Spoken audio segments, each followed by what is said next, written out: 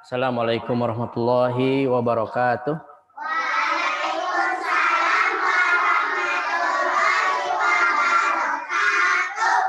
Innal hamdalillah nahmaduhu wa nasta'inuhu wa nastaghfiruh wa na'udzu billahi min shururi anfusina wa sayyiati a'malina may yahdihillahu fala mudhillalah wa may yudhlil fala hadiyalah. Asyhadu an la ilaha illallah wahdahu la syarikalah wa asyhadu anna Muhammadan abduhu wa rasuluhu alladzi la nabiyya ba'dah. Baik, anak-anak sekalian, kelas 1, 2, ikhwan dan akhwat yang semuanya Ustadz cintai karena Allah Subhanahu wa taala. Baik, sudah perhatikan kata Ustadz tadi apa? Tidak boleh berisik, tidak boleh ngobrol. Terus diam dan dengarkan agar ilmunya sampai ke kalian. Ya, siap? Siap. Ya. Pada pertemuan yang lalu kita membahas surat apa? Al-Asr. Al-Asr. Udah dihafalkan? Sudah. Sudah disetorkan? Sudah. Baik, kita akan lanjut. Sekarang kita akan lanjut. Di sini lihat, perhatikan pada PowerPoint-nya. Masih lanjutan?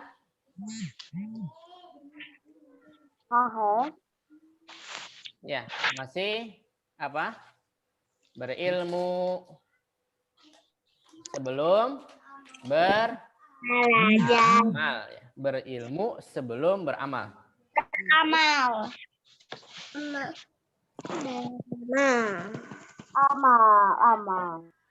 Ya, perhatikan. Amal. Mana Pak Heru?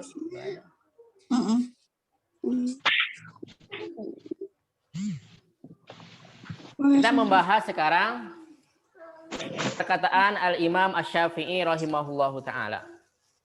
Beliau mengatakan, Lauma anzalallahu hujjatan ala khalqihi illa hadihis surah lakafathum. Artinya, kalau Allah Subhanahu wa taala tidak menurunkan hujjah, ya, tidak menurunkan hujjah kepada makhluknya kecuali surat ini, niscaya surat ini sudah cukup menjadi hujjah bagi mereka. Maksud hujjah itu apa? Maksud hujjah itu apa? Alasan untuk makhluk. Jadi begini. Kalau Allah Subhanahu wa taala ingin menyadarkan manusia agar mereka sadar mereka itu wajib beribadah, ya, kepada Allah Subhanahu wa taala dengan ilmu. Agar keimanan dalam hatinya bisa tumbuh, keimanan di dalam hatinya bisa kuat.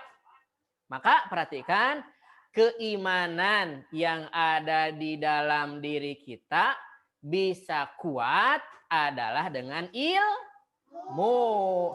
Maka Imam Syafi'i wajar mengatakan, kalau Allah hanya menurunkan surat ini, maka sudah cukup.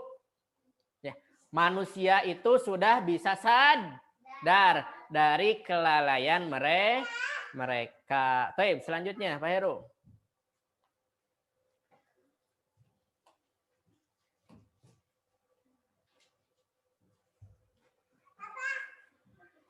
Ya. Tuh. Nah, kemudian Al-Imam Bukhari apa? Di dalam kitabnya Sahih Bukhari, beliau membuat satu bab, satu judul di dalam hadisnya apa? Babun al-ilmu qoblal qauli wal amali. Ayo ikutin Ustadz semuanya. Babun al-ilmu Qoblal qawli wal amali. Babun. Al ilmu. Qoblal qawli wal amali. Ya, di sini Imam Bukhari rahimahullahu taala sampai beliau menulis di dalam kitab hadisnya apa? Ilmu dulu sebelum berucap dan beramal. Maka kita tidak boleh ngomong itu asal keluar suara, asal ngejeplak, nggak boleh. Tapi harus dengan ilmu. Apalagi ini soal agama, harus didasari dengan ilmu. Tidak boleh asal-asalan. Apa hukum puasa di bulan Ramadan? Apa hukum puasa di bulan Ramadan? Hukumnya apa? Wajib. Kalau ada orang yang mengatakan boleh kok, gimana? Sunnah kok. Ayo gimana? Yang benar gimana? Wajib. Ya. Bulan puasa di bulan Ramadan ya hukumnya wajib. Kalau ada orang yang mengatakan enggak kok, sunnah kok, maka itu salah ya. Maka kita itu berkata, berbicara, beribadah kepada Allah itu harus dengan ilmu. Kemudian dalilnya adalah firman Allah Subhanahu wa taala. Perhatikan, Allah mengatakan fa'lam annahu la ilaha illallah wastaghfir lidambik. Perhatikan, fa'lam, Allah mengatakan fa'lam, dan ilmui dulu. Dan kalian itu harus berilmu. Apa? Annahu la ilaha illallah, bahwa Allah adalah ilah, sesembahan yang berhak diibadahi dengan benar kecuali Dia. Ya. Maka kalau mau beribadah kepada siapa? Allah, dengan cara yang benar, dengan tata cara yang sudah dicontohkan oleh Nabi kita, Nabi Muhammad Sallallahu Alaihi Wasallam. Kemudian wastaghfir lidzambika, dan beristighfarlah atas dosamu. Perhatikan, Allah mengawali ketika hendak ingin tahu siapa Allah, ketika kita hendak tahu siapa Allah Subhanahu wa taala itu, maka Allah mengatakan fa'lam, harus berilmu dulu sebelum beribadah ya. Sebelum apa-apa harus berilmu dulu. Nah, fabada'a bil ilmi qoblal qawli wal amali. Maka di sini Allah mengawali ya, mengawali apa? Ya mengawali la ilaha illallah, kita harus tahu dulu. Jangan seperti burung beo. Burung beo itu apa? Burung yang bisa ngomong. Kalau dilatih ngomong la ilaha illallah, bisa nggak burung beo? Bisa. Cuma tidak tahu maknanya. Tidak tahu harus apa. Kalau sudah bilang la ilaha illallah, konsekuensinya harus bagaimana? Kalau sudah bilang la ilaha illallah. Nah, maka kita sebagai manusia yang memiliki akal, yang memiliki hati, jangan cuma bisa ngomong la ilaha illallah tanpa tahu maknanya. Harus tahu maknanya, harus tahu konsekuensinya. Harus seperti apa? ketika kita sudah mengucapkan la ilaha illallah fabada bil ilmi. Di sini Allah mengawalinya dengan ilmu sebelum berkata dan sebelum berucap. Ya, terus Heru. Nah, faidah yang bisa diambil. Perhatikan, tulis. Yang pertama, tulis. Pentingnya ilmu. Pentingnya ilmu. Orang kalau tidak memiliki ilmu disebut apa? Pintar apa bodoh? Ustaz nanya. Orang yang tidak memiliki ilmu disebut pintar atau bodoh? Bodoh. Maka di sini pentingnya ilmu. Ya, pentingnya ilmu. Kita harus menuntut ilmu dari kecil sampai meninggal, ya. Sampai meninggal. Kata Imam Ahmad minal mahdi ilal lahdi, ya. Dari usia kecil sampai wafatnya. Penting berilmu. Baik itu ilmu dunia, apalagi ilmu akhirat, ya. Kita mau bikin roti juga harus pakai ilmu. Mau masak sayur harus pakai ilmu, ya. Ini pentingnya ilmu dalam kehidupan kita, ya. Kemudian yang kedua apa? Kita harus memuliakan ilmu. Kita harus memuliakan ilmu. Di antara bentuk kita memuliakan ilmu adalah dengan cara kita menuntut ilmu. Hormat kepada ustadz. Hormat kepada yang mengajarkan ilmu. Itu di antara bentuk kita memuliakan ilmu. Kalau orang yang sudah berilmu, maka Allah akan muliakan derajatnya di sisi Allah. Maka Allah sampai mengatakan apa dalam firman-Nya?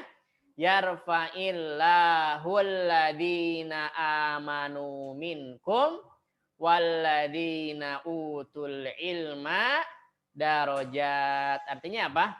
Allah akan mengangkat derajat orang yang beriman di antara kalian dan orang yang berilmu dengan beberapa derajat.